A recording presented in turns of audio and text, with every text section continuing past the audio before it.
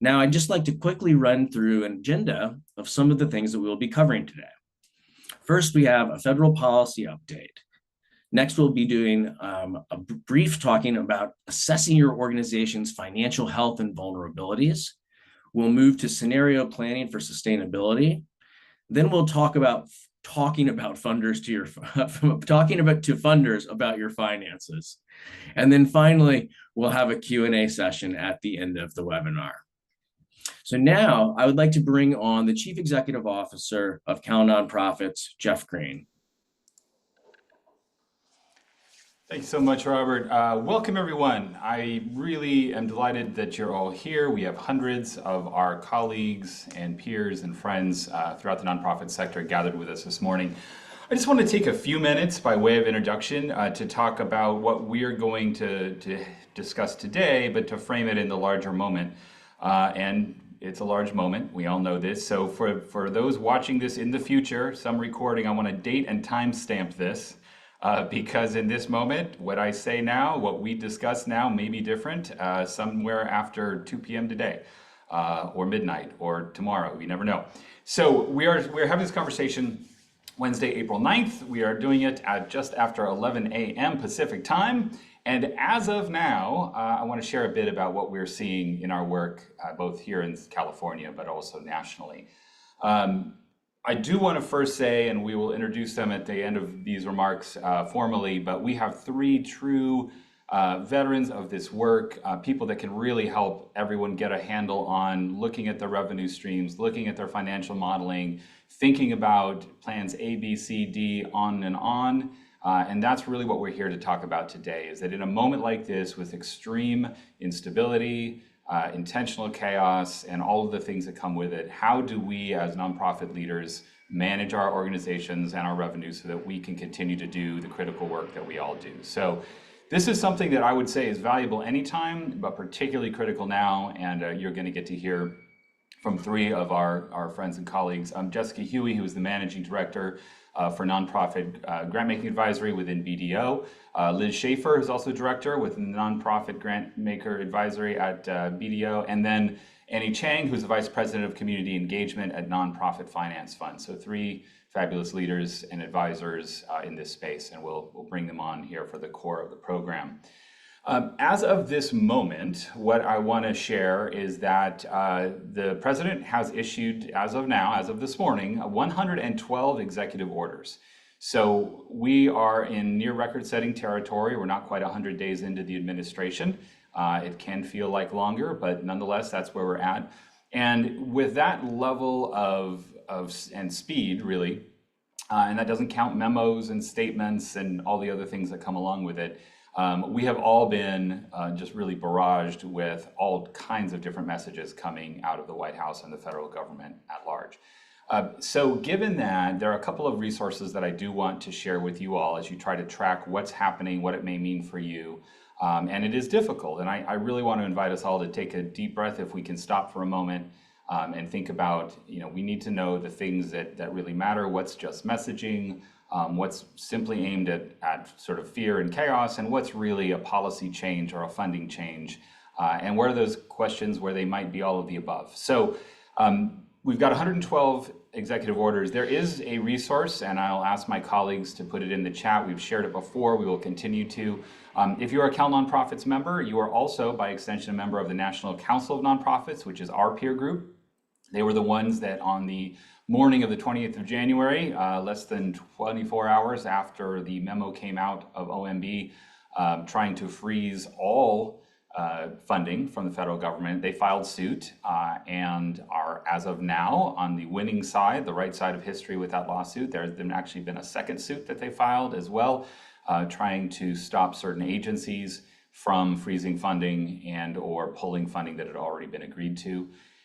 So at a national level, there are a couple of important things. So first of all, the resource that NCN has put out, it's a public resource that's updated regularly, and it decodes of those 112 executive orders, what they mean for the nonprofit sector, what they mean for all of us, and sort of what to be aware of.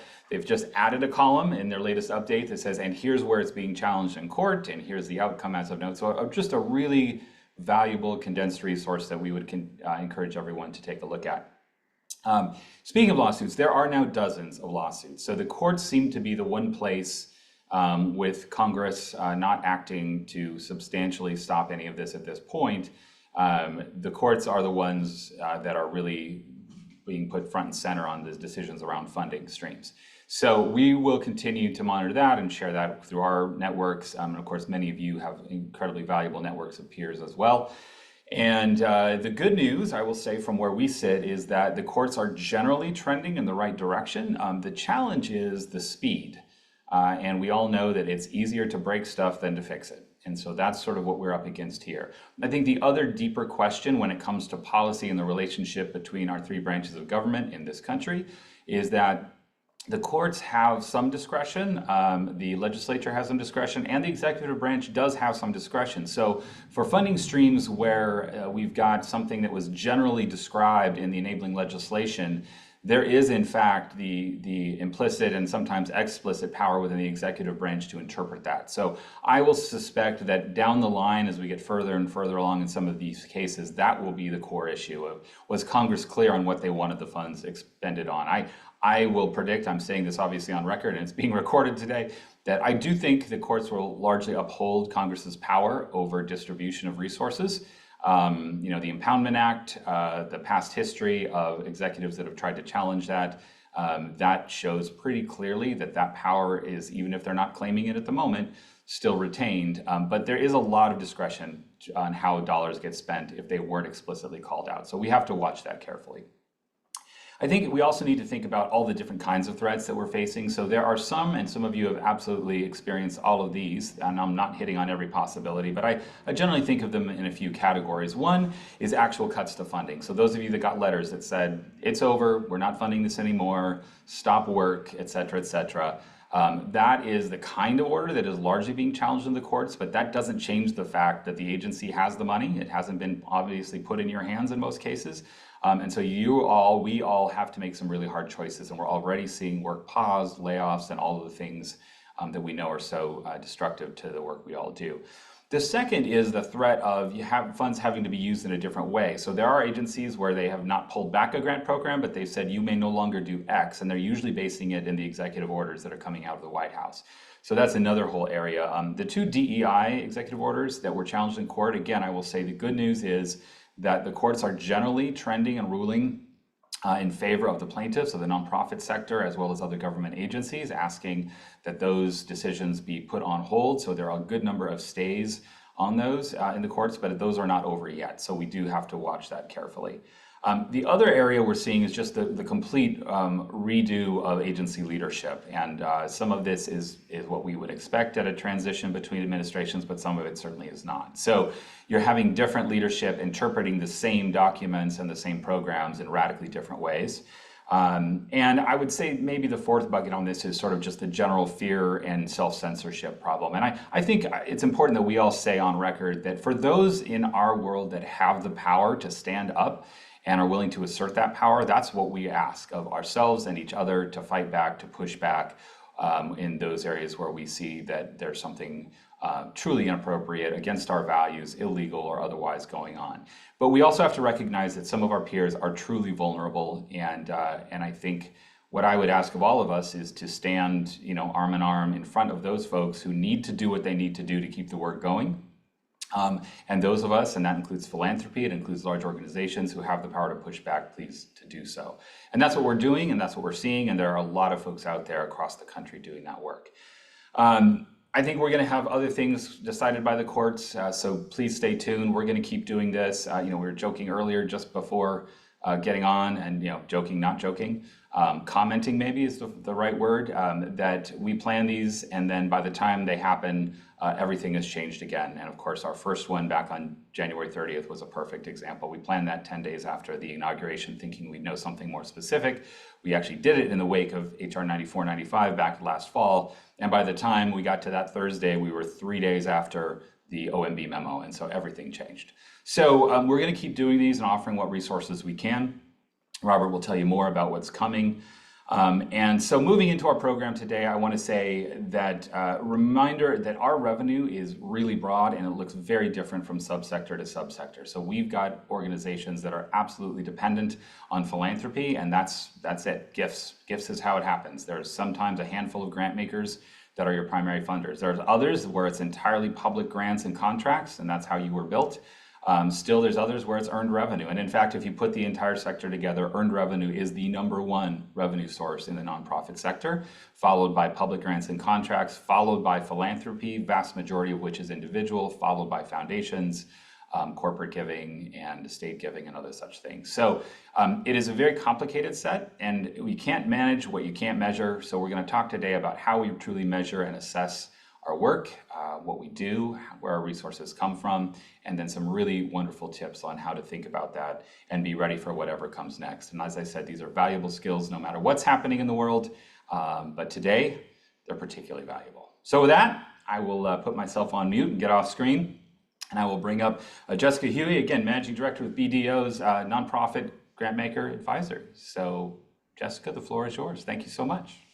Fantastic. Thanks, Jeff, for this opportunity and to be in space with all of you, virtual as it may be.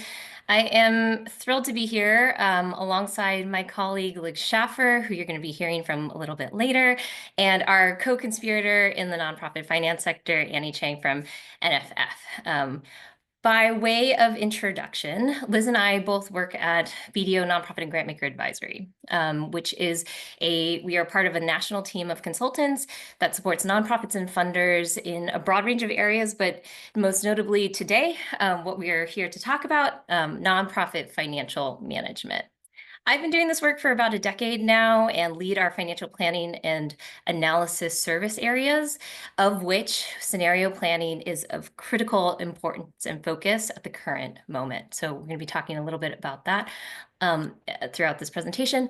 Prior to that, I worked for several years in city government. And so it's provided some unique insights on the connection that is often complex but necessary between both the nonprofit and public sectors. As I mentioned, I'm excited to be here with Liz, who you're going to be hearing from, talking about the process of scenario planning. Liz is a tremendous thought leader in the sector, talking to nonprofits and funders alike about nonprofit business models, exactly what Jeff was speaking to, and what does it mean to be sustainable. So Liz has a long-standing background as a nonprofit executive, as a CFO, COO, which is what she taps into in the line of practice at BDO, where she is supporting nonprofits at critical transition points for their organizations. So we are here to talk about a nonprofit financial health check. And no matter if you are a diehard, I love everything nonprofit finance or not, we're really hoping that there's some interesting information and practical tools that you can use throughout and apply to your organizations. We have a lot to cover, so I'm going to sort of jump right to things, but where possible, we have indicated resources where you can find some additional materials, tools that you can dig into for some of the content that we are not able to cover. And here you have our contact information for any questions that might come as a result of this. But with that, I am going to jump right in. Like Jeff mentioned, we are at unprecedented changes and challenges for nonprofits in 2025. We are less than 3 months in, and there have already been drastic cuts, payment delays for organizations that are reliant on this government revenue. I will also note that this has had ripple effects throughout the sector with different funders feeling the impacts of this. So while it's been primarily, the spotlight has been on government revenue, we are thinking about how this has impacted revenue across the sector. Jeff mentioned executive orders that are targeting the mission-based work of many organizations. There have been threats to the increased scrutiny and surveillance, or what someone told me recently feels like the weaponization of compliance. And then finally, some of the concerns over losing tax-exempt status. We could spend all of our time talking about this, but where we're trying to focus our conversation today is what are some of the emerging areas of focus for nonprofits. So if we could do the next there. So these are sort of 5 areas that we are seeing as focus areas for nonprofits. Nearly every nonprofit leader that I am speaking to is analyzing the risk landscape. And so we've talked a little bit about the programmatic risk that has come through sort of the executive orders, but we also want to talk about the revenue risk. Where are your revenue sources most vulnerable? And then thinking about the expense side of things. Where are expenses likely to go up or be different than the expectation? So really taking this moment to analyze fairly quickly that risk landscape has been really important. This then leads to creating scenario plans and managing cash flow, particularly for organizations that have lots of government-funded cost reimbursement funding. Cash flow is an important thing to monitor because you do the work, you get reimbursed. So cash flow becomes very important. So creating these scenario plans and managing cash flow is where a lot of organizations are finding themselves. I mentioned before, this organizations and funders are looking at building strong compliance practices in order to not have that increased scrutiny upon them. And then what we're going to be speaking to a little bit is this context of recalibrating business models, sort of rethinking what is happening in the current moment, what might be temporary, what might not be as temporary as we think. And then for some of these organizations, the possibility of right sizing, of what does it mean to rethink your organization's operating model. So this is the sort of area and context that we are finding ourselves in. And what we want to offer on the next slide is considering how to respond. So we offer sort of three things that your organization might be able to do. The first is really grounding yourself in your financial position. The financial position of your organization is going to really inform how you respond to these different scenarios. It leads us to identifying those scenarios, and this is the area that Liz is going to be speaking to as far as the process and what's involved in a successful scenario planning process. And then finally, that step of managing cash flow for your organization. All right, so in the next slide, we are going to start here with understanding your financial position. And the next slide.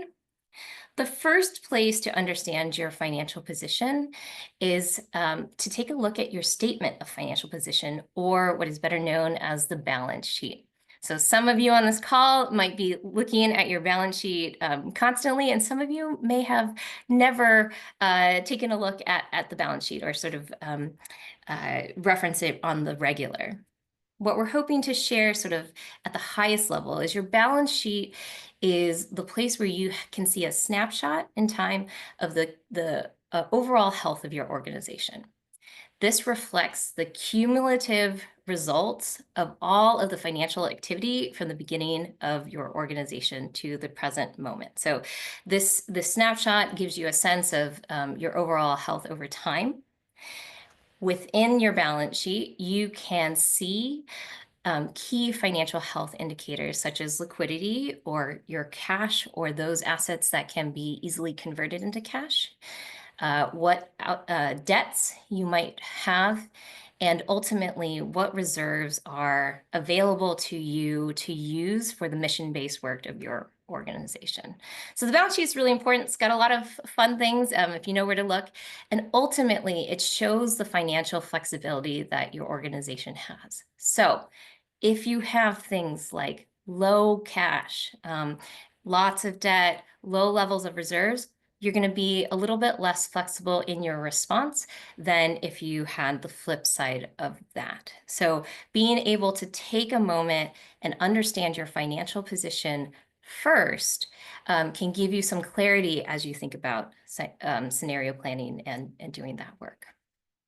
So on the next slide, what we offer here is how do you determine your financial health using the balance sheet and, in this case, maybe your statement of activities, which is another sort of standard set of financial reports for nonprofit organizations? If I had just a few minutes with a balance sheet or a statement of activities for an organization, I'd focus on 3 metrics, and they're listed here, and I'll tell you why. The first metric that I'd focus on is your operating results. So what this means is the unrestricted revenue that is coming in for a period of time and the expenses associated with it. So we're not focusing on cash here. I want to be clear on that. We are talking about the unrestricted portion of revenue, and we can go into this in a little bit more detail in some of the resources, but want to figure out in a particular year, for example, how much of the revenue that came through was unrestricted, and then how much was how much went out in expenses, and that will give you the operating surplus or deficit for your organization. It allows you to understand a little bit of the strength of your business model for a given year. The second metric that I would focus on is months of Luna. So anybody who is familiar with BDO, you know that Luna is one of our favorite metrics. It stands for the liquid unrestricted net assets. And what this really means in sort of more general terms is your reserves, the unrestricted portion of your net assets, and we take things out that are a little bit harder to convert to cash. So things like a building, things like a board designated reserve, really leaving the more flexible part of your unrestricted net assets. And think about your monthly expenses. So how many months of expenses could your reserves cover if everything sort of stopped? And that gives you a sense of your overall flexibility for an organization to weather moments like these, or also prepare for and pursue opportunities on the flip side. The last metric that I want to cover here is months of cash. And so we are often asked what's the difference between cash and Luna. And really what we're, the easiest way to think about this is cash can include restricted, cash can be restricted. So for example, you might have a multi-year grant that you receive upfront, but a portion of that cash is restricted for a future year. It can either be time restricted or purpose restricted. And so your months of cash might be higher because you have it on hand, but your months of Luna, for example, might be a little bit lower because some of that cash is restricted for future years. Both metrics are important in understanding your financial health, and all of this together gives you some information about your ability to respond. And this is where we are going to start moving into, what is within a nonprofit's control and then what is not. Understanding your financial health and knowing how many months of Luna you have, knowing how much cash you have on hand, is going to help you figure out how your organization can be prepared for some of the unpredictability that is happening in the current moment.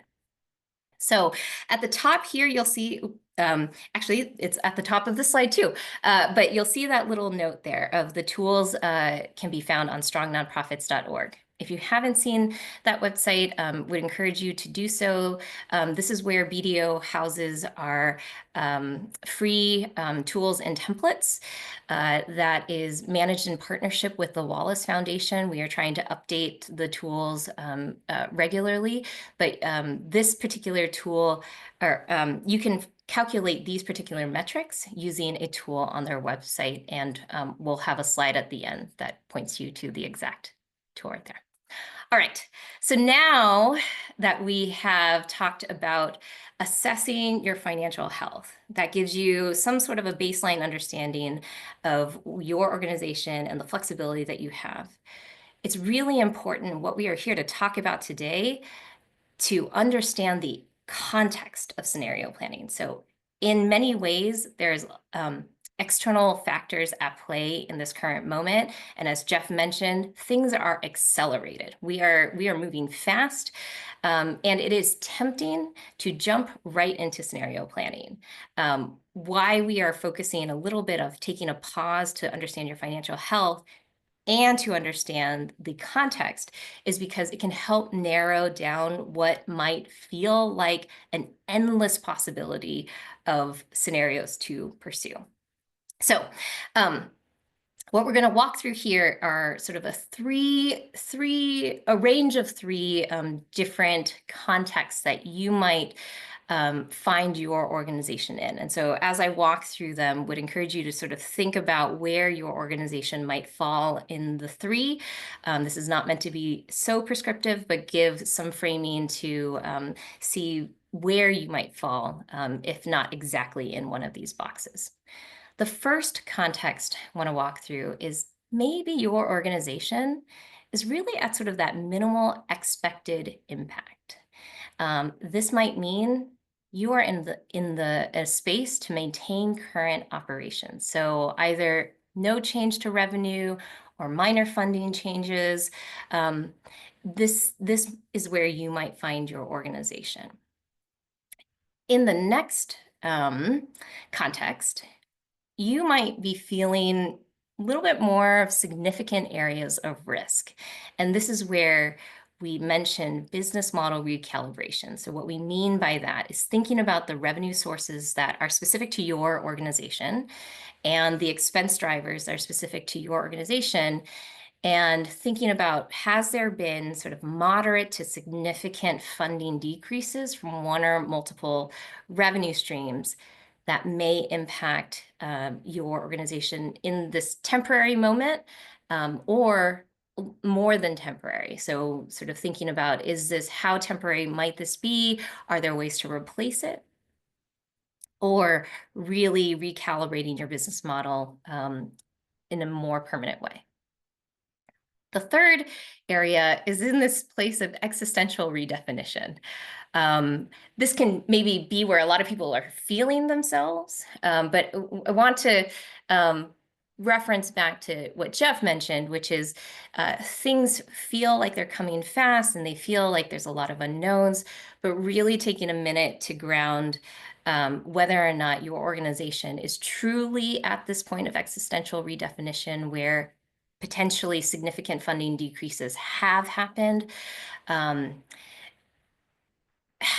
thinking more of, has that happened, or are we sort of more in the space of being fearful that it might happen, and actually may not be quite at that stage of existential redefinition. But this is absolutely a place that organizations are finding themselves in. So I don't want to downplay that, especially those organizations and the examples where a major funding source, even if it is in the courts of whether it is going to play out of going away, like a funding source going away, the impact is that nonprofits are not getting that funding. And so you might be at that place of right-sizing or considering an alternative operating model. So in each of these below the line, what you'll see is sort of the response to this. And so again, in that minimal expected impact, you might be thinking about your programs as sustaining them or possibly moderately reducing them just in anticipation of the economy and sort of these external factors. But you're focusing on minimizing those controllable expenses that don't significantly impact your mission. In the middle, you might be finding yourself either considering which of the funding sources impacted which programs, or sort of doing a wholesale shift to delivering your core services. This might mean that your staffing and infrastructure needs to be funded either through reserves. So again, why we would do that assessment of financial health first, and know how much we have in our reserves to be used, or thinking about significantly reducing those expenses. And then again, in this last area, really focusing on those programs or core services that are unable to be maintained at the current levels and what that might mean, and considering more of a dramatic restructuring that could include spending down fully your reserves or a good portion of it. Some organizations might be considering a different operating model, so that might mean move to fiscal sponsorship, some sort of consolidation, or we have seen some organizations considering sunsetting. This context is going to help. Understanding where you fall within this context is going to help you identify those specific scenarios that you can then start to model for your organization. Would really encourage you to take a minute and think about where the external environment is pushing you in sort of one of these areas. With that, I am going to pass things over to Liz, who's going to talk about what do you do now that you understand your financial health, know your flexibility, you have a sense of the external context. What do we do now, Liz? Jessica, and I'm really happy to be here with all of you and talk a little bit about scenarios. I just want to say that what we're going to mostly talk about today is how to identify them and how to figure out what's going on with them. There are lots of tools on Strong Nonprofits and other places at the specific of creating spreadsheets and that kind of stuff. We're going to mostly talk about a slightly bigger picture. So here we're going to talk about maybe as you're listening to Jessica and you're thinking one of those three boxes that you might be in, you would still want to have scenarios inside that, right? So you might feel like you're in the middle of that category, you need to make some changes, but we want to figure out what are those changes that we want to make. Let's go to the next slide. And I want to just talk a little bit about how a scenario plan is different and similar to your budget. As Jeff talked about earlier, we are in a time of unprecedented new information coming at us. And so we are sort of by definition needing to plan and act a little bit differently than we normally do. We still need, as organizations, a financial plan for our organization, which is our budget. And we go through usually a very rigorous process to be very clear about where money is going to be coming from and how we're going to use it. And we make choices all the time in a budgeting process about prioritization. And all of those skills and all of that practice that you have in doing your budgeting will help you in scenario planning. And a few things are different. Something that's different in a scenario plan is that your time horizon may not be your fiscal year. You might be in the middle of your fiscal year right now, and yet you want to make a plan right now for now until the end of 2026 or till the midterm elections or whatever suits your organization. So you're going to be using different time horizons, not necessarily your fiscal year. You're also going to be doing things at a slightly higher level and maybe not as detailed as you do in your budget process. That may be a function of using a longer time frame, but it is also a function of needing to get to an answer more quickly. Generally, we're using scenario plans to help us make decisions and to be responding to a level of disruption. And the process of the detailed projection activity is extremely time consuming. Sometimes a detailed projection can take so long that we miss the opportunity to make a decision and respond to a factor. So we are trying to find ways to be quicker. And one of the ways that we do that is by really focusing on the key elements of revenue and expense in our business model. So, for example, a key driver on the expense side of your business might be people. When you're doing your budget, you're being very specific about each person, each position. When might it be open? When might it be filled? And in your scenario plan, you might be looking at the level of staffing that you can sustain in a particular example. So you're doing this more at the assumption level and really focusing on the largest elements of shifting in your revenue and your expense. Let's go to the next slide. We tend to describe financial scenario planning around 4 principles. One is, and probably the most important of all, is that it's grounded in your values and guiding principles as an organization and grounded in your mission. That is not dissimilar to your budget. I'm sure you're familiar with doing that, but we also want to say that, that is something that you want to start from. That is the beginning. Obviously, you want to be realistic. You want to take the current information, current strategic priorities. And just the same way that you try to be inclusive in your budgeting process, you want to find a way to include the team, include multiple perspectives that you're doing in terms of resources and mission. What's a little different here is that, as I just mentioned, we're prioritizing speed over perfection. And there are going to be members of your team for whom that is extremely comfortable, and some members of your team for which that is very uncomfortable. So as you're thinking about how to include people and when to include people, you may want to imagine how that lack of perfection affects different roles and different individuals in your organization.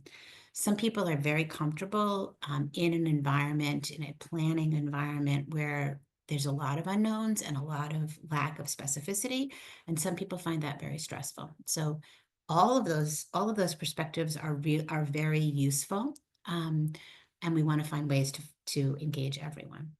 So when I'm talking about engage everyone, who am I speaking about? Let's go to the next slide, please. So when creating a scenario planning team, you do want to bring together multiple perspectives. Obviously, you need your captain, your executive director or CEO. You need people who have information about your programs and your people and your processes and your money. And you also want to bring together a few board members where it's reasonable and appropriate for your organization. And that is because there are going to be some rather big picture decisions that are going to be made, and your scenario plans, like your budget, will likely be approved by your budget. So the sooner that we can bring board chair, finance committee chair involved, the easier that will be. I would say that, you don't want such a large team that it's hard to get people together and that we compromise our ability to respond promptly. But this multiple perspective will allow you to formulate the best possible scenarios, identify those. So what are the core questions that your team is going to answer? Those are on the next slide. Jessica's already talked a little bit about, wanting to really understand what are the external circumstances that you are going to be considering. We also want to really think about how and if programs need to change. So in an environment where funding is likely to be reduced, whether because you have government funding in your organization or because economic factors might reduce the ability of your donors to contribute to your organization, you're going to need to make some decisions about how that will affect the programs that you run. Sometimes it feels fair or easy, or not easy, fair or equitable to reduce the program whose funding has been reduced. But that may or may not be the best choice for the constituencies that you serve and the needs that your community has. So you want to be as open as you can be to thinking about how programs can change. There might be a certain program that can be folded into a sister organization. That may be a choice that you make. It may be the case that you're the only provider of a service to an essential service to your community. And even as funding is reduced for that, you might want to channel other resources into that. If you're fortunate to have financial health in the way that Jessica spoke about, you might want to spend down your reserve to ensure that that program continues. Remember that we do talk about reserve as your savings for a rainy day. And there are many organizations for whom this is a pretty cloudy, stormy, rainy time. And this may be the time to use resources for those. Obviously, your understanding of how resources will change, what the duration of those will be, would affect your ability to make that choice. You're also going to want to consider how changes in your program, changes in your financial environment would affect your people. So do they need to be transferred to another activity because you're changing your prioritization? Do they need a different skill to participate in a different way? Those kinds of things. And then, where are the opportunities to change or create greater efficiency in your operation to be able to do that? So when we talk about, identifying scenarios, we're talking about coming up with a few ways that you can operate as you understand your environment and your financial health. And it's helpful to have more than one option because you are being very expeditious in creating your scenarios, and you may not be accurate in what you thought would happen. So if you go to the next slide, you're going to want to be in a situation where once you have these various scenarios, you figure out how you're going to monitor your performance against those, or how you're going to know whether you should be in your scenario A, B, or C. And so when we create the scenarios and when we work together with our team to create them, we want to try to figure out what would cause how would we know that we are in the right scenario or that we need to change to a different scenario. Sometimes that can be very specific and very easy to identify. Like if it's true that this funding is going to be canceled and it doesn't hold up in court, then we need to do X. That can be very direct. But often it's more a constellation of events that happen. And so it can be very, very helpful to decide what the triggers and assumptions you would make to help you understand when you might move from one scenario to another. Also, it's great to be able to think about, okay, we're going to look at this every 2 months, and we're going to monitor, and we're going to adjust, and we're going to talk about the decisions that we need to make on a regular basis. So I just want to put that out there. It's a big concept, and I ask you to consider it. But right now, I'm going to move on to the last piece, which is managing cash flow. So as Jessica described, financial performance and Luna is not the same as cash flow, but we do need to be sure that any scenario that you're considering, you have the ability to pay your bills and run your organization. So we need to consider when the money would come in. In some situations, you may have the opportunity to expedite cash, bring cash into your organization more quickly by appealing to your supporters and donors. And I know that Annie is going to talk about ways to do that. So you may have some opportunities in cash flow, but you may have some challenges, especially if any of your government monies are at risk and are being held for the moment. On the following slide, we have some things that you can do if you find yourself in a cash crunch. And we also have we do have a tool on planning your cash flow at Strong Nonprofits. I'm going to turn it back to Jessica to talk about those tools that we do have at Strong Nonprofits. Awesome. Thanks, Liz. All right. Like we mentioned, we have a lot of these resources. And on the next slide here, you'll see the Strong Nonprofits homepage. You'll see that there's a couple of different categories of tools and resources from budgeting, cash flow, operations, data analysis. And what I'll walk through in the following slides here before passing it off to Annie is some of the ones that we've talked to specifically. So this financial health analysis tool, which you can find under the operations section of Strong Nonprofits, allows you to calculate, again, those metrics that we've walked through, as well as a few additional ones. This uses data from 990 and sort of provides some instructions if you want to use your organization's 990. You can also use audited financials. It will be a little bit different, but the categories of inputs are the same.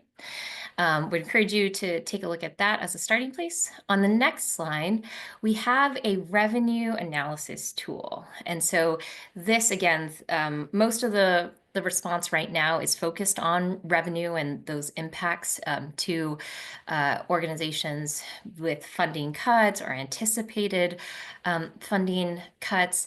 So this worksheet allows you to put in your different revenue sources, assign a likelihood, sort of think about 3 different scenarios, and then add in sort of your expenses as a whole, but really focus on those different revenue levers there. On the last slide here, you'll see that cash flow projections tool, which includes a template. There's 2 different versions, sort of a very basic cash flow projections tool, a little bit more complex one, as well as a online tutorial that you can use to get your cash flow if you don't have a tool already. There's also just lots of tools in the sector, so I would encourage you to try to find other resources. I know NFF has lots of great resources. I know Bridgespan, the Management Center. So please, tools are abundant, and would encourage you all to find ones that work for your organization.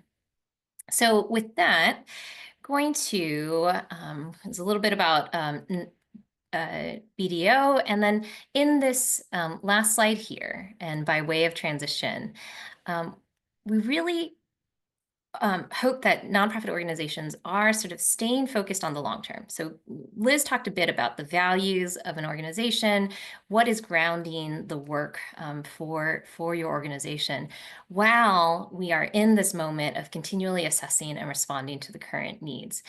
In order to sort of tie this all together, and where Annie is going to be providing lots of great tools and tips, is understanding and being able to tell your financial story. So all of this leads us to a place of, if we can communicate what is going on, we are as organizations in a better position to be able to tell that financial story. So with that, Annie, I'll kick it over to you for some financial storytelling. Hi, thanks so much, Jessica and Liz. And that was such a great primer for folks on just kind of getting settled around the foundation of understanding where your organization is right now. And so helpful to see all of those tools. And like Jessica mentioned, NFF also has tools, and I think finding ones that really resonate and work for your organization is a really important thing to consider when you're looking at all these tools. So thank you so much. Based off kind of the basics around your business model and your balance sheet that Jessica and Liz shared, and some of the data you may have, we wanted to move into thinking about, how do you tell this financial story? How do you bring these things together when you are talking to your stakeholders? One of them being funders, but there are others. So if we can move to the next slide. What is a financial story? At NFF, we often say that the data doesn't just speak for itself. You really need to be able to tell that story and connect those pieces for your audience. It's a story that's told with a financial lens. It should be tied to your mission, to your programs, to your community impact and your work. And all of that should be flowing together cohesively to really help impact how you do your work, because you need those financial resources to do your work as much as you need your people and your expertise. And what's really important thinking about why you need a financial story is that numbers are an opportunity for you to, there's an opportunity for you to take control of these numbers, because what you don't say to your different audiences will be filled in by them. And you think about the numbers that you hear, you fill in your own story of what's happening. If you hear a low number and a high number, you're filling in the blanks by yourself, and that we don't want that. We want you all to be, as leaders, in control of what that story is. And so I'm going to offer some tips for you to be able to do that and help your stakeholders, your audience members who are your partners, understand what your organization needs. And so if we can move to the next slide. There's different parts of your story and different questions you may be answering. And so it's important to think about, why are you telling this story? What is the information really being asked of you, whether it's from your funder, from your board, from your staff? One of the questions that you may be asked is thinking about the past. What are those big events that have caused you to be in the situation you're in right now? And a lot of that in recent years was due to COVID and different other elements that your organization may have been experiencing. And so where do we look for that data? You can just click next. Sorry, this is animated and I'm not controlling the slides, but when we look at what has happened to your organization in the past, we want to look at those past 990s that you may have, your tax forms, past audits, past income statements and balance sheets for you to be able to talk about why you are in the situation that you're in right now. And that's where those numbers come from. You can click next. And the present. Thinking about in this fiscal year, some of you may be coming close to the end of your fiscal year on June 30th. Some of you may be in the middle of a calendar year, fiscal year, but what is your current situation right now? And that may be in flux, but there is a picture that you could tell if someone were to ask you right now. And how are these changes that may have recently been happening? I saw some of the Q&A that's happening right now. How is that impacting that current place that you're in? Can you go to the next slide? Yes. What are the data that we looked for here? You may have a budget that's guiding your current budget year, but maybe you've revised that already, or maybe you're looking at revising that, and that's an important data point for where you are right now. You may have the actuals against what your budget is. That's something that's telling the story of where you are currently. Your current cash flow projection, your actual numbers that Jessica went over. What is your current Luna? What is your current months of cash? That's talking about where you are today. And it gives a sense of what you can expect are the resources you have to see you through this year. And the next questions, if you can click next, you can do the next two, is thinking about your future.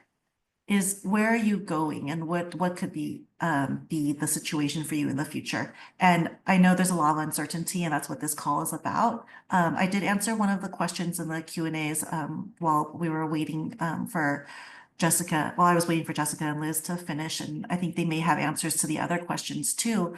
But a way to think about the future is around that best case, worst case scenario that Jessica went over, is thinking about, it's hard to have to face the numbers, but thinking about what happens if your revenue does go down by 10%.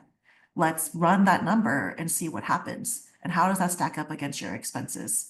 And that's what we mean by scenario planning, is actually going through the exercise of calculating the numbers and then understanding this is the gap we could be facing, and how will we react in that moment? And using that as a tool of data to be able to engage with your board, engage with your program directors, your development team, to get on the same page about what happens in that situation if you start tracking in that place. So that's what we mean by thinking about your future needs. And that helps to tell the story of what that gap may be that you may need. And what are the challenges that you might have in being able to raise that, either to finish out your budget year or next year. You may be scaling a program. You may be trying to go into a new location. What is the financial plan that you have to be able to help you support your picture and your work beyond this year? And that's some of the data that you can look at to help tell that story. Yes, thank you. I've been talking a little bit about audiences, and before I give this example of how to tell your financial story, just wanting to be really clear about who it is you're speaking to. And at NFF, we really encourage you to think about this closely because they each need different information. The base of the data is the same, but what you need from them as a partner is going to be different. So before you tell that financial story, maybe think about that. And this is a moment for everyone on the phone to maybe think about the last time you told your financial story. Maybe it was to your board so that they can understand what is the decisions that you're having to make for the organization today, next month, and keeping them up to date so that they can hold up their end of the financial responsibility that they hold as your board members. Talking to your funders may be a different story in telling that same different reason why you're telling them that story, because you're trying to move them to action to maybe increase your funding, to be able to give you a new grant. What's the action you're trying to seek from them? And then your staff, I don't want to leave out your staff in all of this too, and that they need to stay on board with what's happening so that they understand for their own security and their own job security what's happening too, and being able to give them the clarity over where you are right now, the confidence of what you know, and just some understanding about the things that you're monitoring so that they know that you're thinking about them and that this impacts them as well. And lastly, your community members, as you think about the potential of service impact, being able to do those appropriate updates with them so that they understand what you're managing right now also, and they can be your allies as you're trying to advocate for your work. Next slide. I'm going to just say go ahead and move through all of these for the sake of time. So when we tie all these parts together for your financial story, this really often comes together in a kind of an outline that may look like this. And I'm not going to say this is every single time, but this is one way to think about it, putting your pieces together to tell the story. You know, leading with your mission. What is the work that you're doing? What is the work you're trying to do? Maybe not even just organizational mission, but maybe program mission. You know, what is the focus of what you're trying, the community impact you're trying to make? What happened to your organization as you were trying to make that impact? What were some of the financial things that happened to you that have created this need to tell this story? And how did you respond to it? Maybe there are already things that happened in the past that you responded to by adjusting your budget, by raising other money, by being able to adjust your expenses, you know, making sure that your audience knows that you are doing the activity to help manage this current situation. And what's the effect on the mission that happened once you've made those changes? And then what do you need today? So I'm going to just run through an example of this for you all just to get a sense. And sometimes it helps to give color as you're thinking about your own situation. And the next time you need to tell your story is adding in the numbers. The numbers are so critical because it really gives really a lot of confidence that you understand what your current situation is and what you need. So in this example, a leader is looking for more flexibility from their funder. And so one way that they can start talking about their mission is that since the year 2000, the awesome organization has demonstrated improvements in classroom behavior and attendance through its arts and cultural programming during school. And we've also successfully advocated for more public spaces, which has transformed this corridor we operate in. So that's like showing that you have made impact in your community. But what happened? The city mandated COVID-19 closures, interrupted programs, and this combined with the cancellation of our gala during COVID resulted in a 50% loss in revenue. So here we're putting in the number of what happened. Like we understand what the financial impact was of the situation. And how did you respond? Education programs are now moved online. We have translated COVID-19 materials for local communities. We've asked gala attendees to convert what their commitments would have been into donations and have changed it into a giving drive, which it's closed the gap by about 25%. We've also secured a PPP loan. So you're doing the action to get to the outcome that you want, which is raising that additional funding. And you're showing that you know how much money is still left to be raised. The effect on your mission, we've deepened our connections to our community. However, without the PPP loan and the giving drive, we would have had to reduce operations by almost at least half. We wouldn't have been able to pivot quickly, and even now the restrictions on our grants are making it challenging for us to consider the necessary adaptations as we continue to deliver our services. So this is really showing that, you know, unless something's done, there's going to be an impact on our mission. And that's how the financial side ties directly to the work and the impact of us, of our organization. So what do you need? Given this uncertainty, we need flexibility. Can you release the restrictions on the grant that we have with you? Based on what we know right now, that will allow us to meet safety guidelines and deliver that program. Like we know exactly what we need from you all and being confident to say, this is what we need or else this is what's going to happen. I think this is one framing for you all to think through. I'm not saying that it's exactly right for everyone, but it's a way that you weave together these different parts where sometimes we just focus on program impact and we're not able to tie it to the financial side or specific numbers. So we would encourage getting all the data pieces together and really outlining how do all these pieces fit together to tell a really strong story. With that, I'll move to my last slide is again, you know, communicating your story early and often is important, especially at this moment, because things are so dynamic.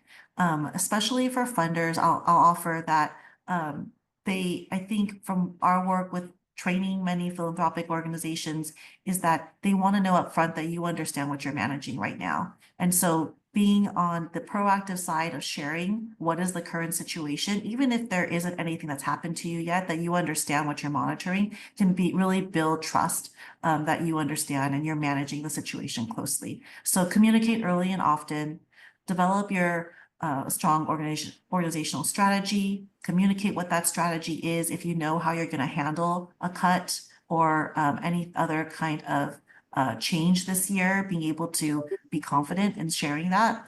And if you're still monitoring it, sharing that you're still closely monitoring it. You're working with your board, you're working with your other funders, like you're doing the active work to understand how you will respond. And owning your financial story and telling it with confidence. We recently shared in a Chronicle of Philanthropy article that's, I think, out today, that our early findings of our State of the Sector survey is showing that there's about 30% of nonprofits that experienced a deficit last year. So we already know going into this year's situation that the sector is fragile, but being able to clearly say why that is the case if you are in that situation and what's driving that and what do you need to be in a better, stronger financial position. You all should be confident in that because like Jeff said at the top of this call, it's really the sector that we're operating in right now and that you all are doing everything you can to be able to manage and lead through the situation. And we know that this sector is strong and we will continue to use all of our tools to tell our stories and tell it together confidently. With that, I will pause here and I think I'm either handing it to Jeff or to Robert. Yeah, we're gonna jump back in really quickly, but first I want to say thank you, Annie. Thank you so much, Jessica. Thank you so much, Liz. We do want to bring you back on here for our question and answer period, which Robert will moderate. I do several things that you said. I realized we didn't address at the front end, so let me just reiterate a couple of quick things here. One is that that we said that things changed by the second. I don't know how many of you noticed, but just before we started this morning, President Trump announced a pause on the tariffs. We saw the markets again go crazy. So as we talk about the sort of cascading impacts of all of this chaos, there is a philanthropic one somewhere down the road. We don't know yet, but we have seen some history that suggests that we need to be ready for that piece. I do also want to say that coming up in a lot of the conversations we have with legislators right now at the state level, on the one hand, California is in such a better place than so many places because of the general tenor of our legislative leadership, because of the size of our political and economic power.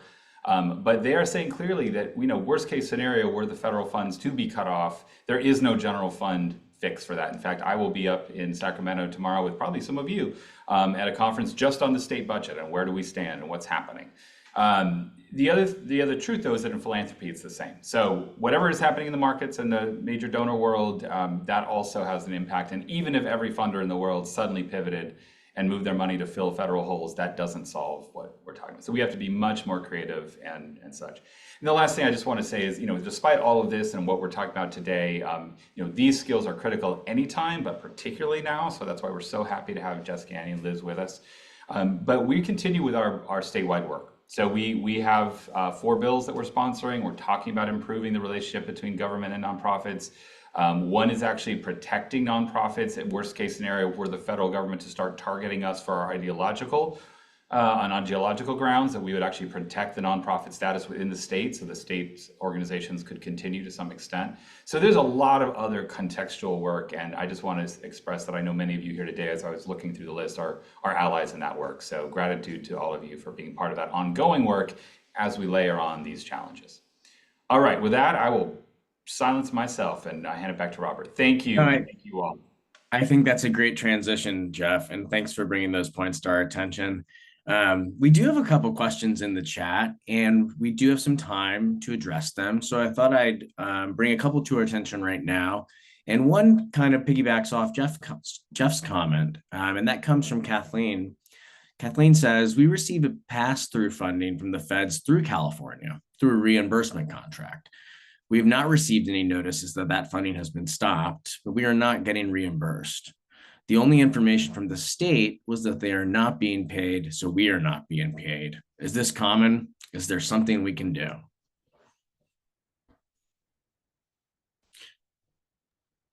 Any thoughts from our panelists?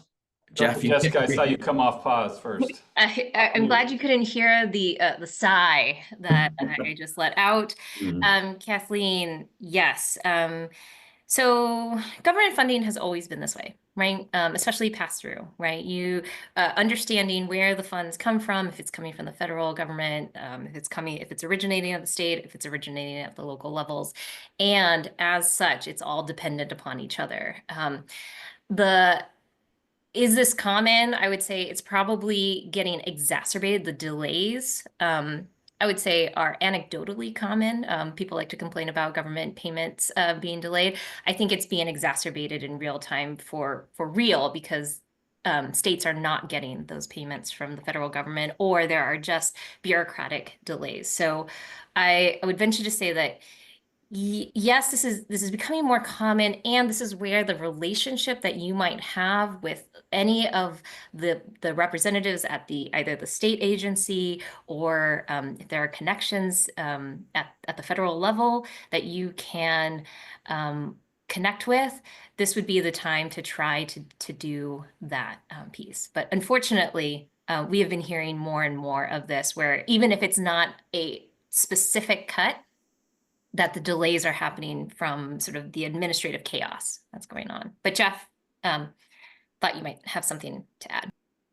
Yeah, no, I will second all that, Jessica. I would add two things. One is the advanced pay bill that we got the governor's signature on almost 2 years ago now, or a year and a half ago, AB 590. The next phase of that is happening right now. So AB 1039 is in the legislature right now, and it's same author, Greg Hart, who is trying to now move the next step of implementation so that there will be advanced pay in California as a normal part of all contracting starting in January 26. So it's currently still optional, just encouraged. That would move it to required, at least a required negotiation. That doesn't help you, I know, if you're facing this right now. And the other thing that is happening is the legislature is debating places where they might front load payments that they feel are recoverable at the state level. I don't have a lot of confidence. The history is such that that does not generally happen, but there are advocates having those conversations at this point. And so I would go back to say, see prior comment that, there is no general fund solution here, and the state is not in a great spot. It's not the worst case scenario for the state of California, but they are still relying on that federal funding. The good news is the state is also suing the Trump administration on several fronts right now over some of these funding. So the day after that, on the 28th of January, Attorney General Bonto joined with 21 other states. I think there's now 22 in the lawsuit in Rhode Island that challenges the funding pauses and freezes to states in addition to the direct ones to nonprofits. So there is momentum there to fight that. I'm way past the point of trying to predict anything at this moment, however. That's great. Thanks so much, folks. The second question that we have here regards fiscally sponsored organizations or projects. And it reads, some of us may be a fiscally sponsored project of another C3 intermediary. Could you please address scenario planning in this scenario? It would be my pleasure to take that one, Robert. So for those that are not as familiar with that mechanism, remember that when you're a project, you're part of another entity. And so from a legal perspective, you exist as part of that entity. And so there's a few levels on which we can consider this. First of all, I think always look at the pieces that you have control over, your own program, your own funding. You may not have control over the allocation and the fees that you pay to your sponsor. That's probably may need to be present in every scenario that you address. But from that perspective, but as it relates to your programs and your own revenue sources, I don't think it really changes your tools that you can use for scenario planning. What may be different is the timeline in which you consider your engagement with your fiscal sponsor. Many organizations begin their lives as part of a fiscal sponsor and then have an intention of ultimately being independent. What we're learning at BDO, and maybe Jeff has some perspective too, is that with the anticipated cuts in the IRS and some other inefficiencies that are going on because of changes in staffing and process, it appears that it's going to take longer for the IRS to get back to folks on their 501c3 applications. We've seen some protractions over time in general, and we don't expect that will be expedited. We also would suggest in some cases you have more protection as being part of as being fiscally sponsored from scrutiny, right? So Jessica mentioned early on that one of the things that some organizations are fearful of, and for good reason, is the potential loss of their 501c3. So if you are in a fiscally sponsored scenario right now, and you maybe had a thought about making a change, as you consider what scenarios you might identify, you might make some, you might want to consider the possibility of changing that timeline, again, based on the nature of what you do. On the flip side, there are some sponsors who are concerned about the activity of their projects, who may be pursuing equity agendas that are presumably at odds with some of the rules coming from the administration. And those projects are being potentially asked to move away from their sponsors or to limit their activities. So I think it's much less of a financial question than it is, I don't know, advocacy question, I guess, in some level. However, it has deep financial implications because changing fiscal sponsors, spinning off from sponsors, joining sponsors are all very complex and expensive financial propositions. Thanks so much, Liz, for taking that question. I know it is a really complex issue that varies on a case-to-case basis. We are coming to the end of the time for our webinar. So I would like to give a very warm thanks to Annie, Jessica, and Liz for joining us today and sharing your collective knowledge with our community. We so appreciate you joining us and spending time to unpack some of these complex issues. Just as a reminder, everyone today who registered will be receiving a recording of the event, including all of the slides and the resources we referenced. This recording will also be available on Count on Profit's website. So if you'd like to direct folks who you think it might be useful for, please feel free to do so. And I want to thank everyone else also who registered for attending. We really appreciate you taking the time to join us today. And I'd like to highlight a couple of our upcoming events. On Thursday, April 17th, next week at 11 a.m., we have a public service loan forgiveness webinar.